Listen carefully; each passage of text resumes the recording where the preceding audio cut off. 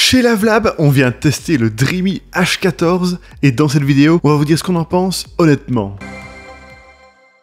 Et pour info, sachez qu'on a mis le lien de ce produit avec son meilleur prix juste en dessous de cette vidéo.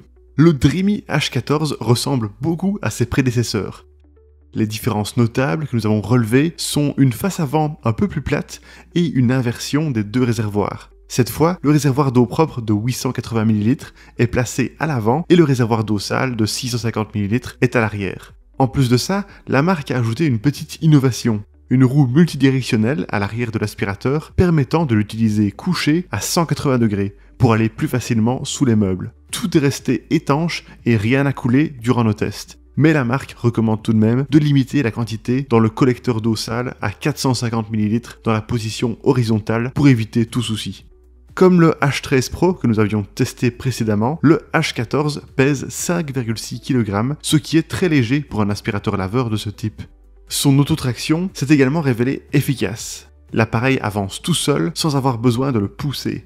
Combiné à son poids léger, ceci lui assure une très bonne maniabilité. Au niveau de l'écran, on retrouve le code couleur de Dreamy pour indiquer le niveau de saleté du sol, du rouge pour le sale à vert pour les sols propres. L'écran indique aussi quel mode est utilisé parmi les 3 disponibles, ainsi qu'un problème éventuel en cours, comme le réservoir d'eau sale plein, le réservoir d'eau propre vide, etc. et le niveau de batterie restant en %. L'ensemble est clairement lisible. Côté pratique, l'appareil peut rester debout sans aide. Nous avons même pu le mettre dans la position parking sans devoir l'arrêter et il a repris le mode en cours d'utilisation quand nous l'avons débloqué. L'entretien est aussi ultra simple, puisque tout, ou presque, se fait automatiquement. Il suffit de remettre l'aspirateur laveur sur sa station et d'appuyer sur le bouton d'auto-nettoyage. Pendant le test, nous avons chronométré que l'auto-nettoyage du rouleau avec séchage rapide durait 3 minutes et 8 secondes. Ensuite, le rouleau a été séché à air chaud pendant environ 1 heure. Au besoin, il est possible d'enlever le rouleau pour le laver manuellement. La seule étape à faire est donc la vidange et le nettoyage du réservoir d'eau sale. Pour ça, la marque inclut une brossette afin d'arriver au fond du collecteur plus facilement.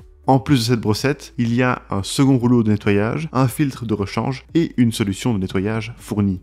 Sachez qu'un panier est prévu dans le collecteur d'eau sale pour séparer plus aisément les gros déchets solides. Dans les faits, nous avons effectivement pu enlever certains gros éléments comme des morceaux de coquilles ou des céréales, mais tout n'était pas retenu dans ce panier.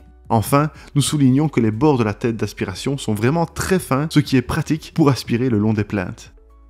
Voilà pour le design et l'entretien du H14. Passons maintenant à nos tests de performance. Durant nos tests, nous avons noté que le mode auto faisait bel et bien varier la puissance selon le niveau de saleté du sol. Le mode ultra, prévu pour un nettoyage en profondeur, a également ajusté la puissance d'aspiration automatiquement. Par contre, nous n'avons pas été particulièrement convaincus qu'il apporte une énorme différence par rapport au mode auto. Pour nos tests, nous avons réparti divers éléments au sol et vérifié le nombre de passages nécessaires pour les nettoyer. Et voici nos résultats. Comme souvent, le lait et les miettes n'ont nécessité qu'un seul passage. Le ketchup demande 1 à 2 passages pour être éliminé, mais 2 passages de plus ne sont pas trop si vous souhaitez enlever la fine pellicule collante qui pourrait rester. L'œuf, avec sa coquille, a été aspiré en 4 passages, ce qui est très efficace comparé au modèle que nous avions testé. Avec les taches séchées, comme le café ou les traces de boue, le H14 a eu un peu plus de mal, mais c'est généralement le cas avec ce type d'aspirateur. Il a fallu 7 à 8 passages pour tout nettoyer. Enfin, pour mettre le mode absorption à l'épreuve, nous avons renversé un verre d'eau au sol. L'eau a aussi été aspirée rapidement, sans devoir insister. De manière générale, cet aspirateur laveur a donc été très performant durant nos tests. Il nous a agréablement surpris en sachant que ce n'est pas une version avec la mention Pro dans son nom. Passons maintenant à nos tests de mesure du bruit en fonctionnement. Et ici, ce modèle a également fait bien mieux que la moyenne. Voici le niveau sonore enregistré par notre sonomètre à 50 cm pendant l'utilisation et à 1 mètre durant l'auto-nettoyage et le séchage du rouleau. Le bruit émis par l'aspirateur à l'utilisation n'a été que de 67 décibels et ce, quel que soit le mode utilisé. Bien sûr, il a parfois augmenté selon le niveau de saleté au sol puisque l'aspirateur ajustait alors la puissance, mais la majorité du temps, c'est ce niveau sonore de 67 décibels très tolérable qui a été émis. Ceci en fait l'un des aspirateurs laveurs les plus silencieux du marché.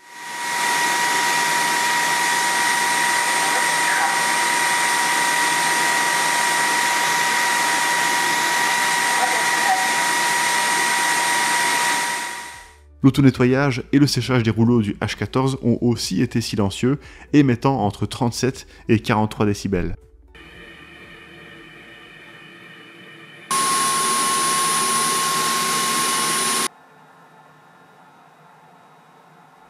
Enfin, parlons de l'autonomie de cet aspirateur laveur. L'autonomie maximale du Dreamy H14 est annoncée à 35 minutes, et dans la pratique, ça s'est bien vérifié. Nous avons perdu 10% d'autonomie en 4 minutes avec le mode auto, ce qui offre jusqu'à 40 minutes de batterie au total. Le mode ultra a fait à peu près la même chose. Quant au mode absorption, il a encore fait mieux avec jusqu'à 42 minutes. Dans la pratique, cette autonomie est donc largement suffisante pour nettoyer plus de 150 m² en une fois, et le temps d'une charge complète est de 4 heures.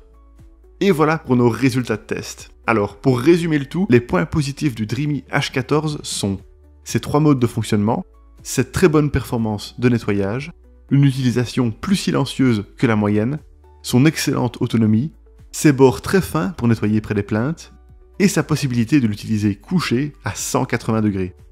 Quant aux points négatifs, le fait qu'il nécessite un peu plus de passage sur les traces séchées, et son prix qui est relativement élevé, mais justifié par sa qualité et ses performances.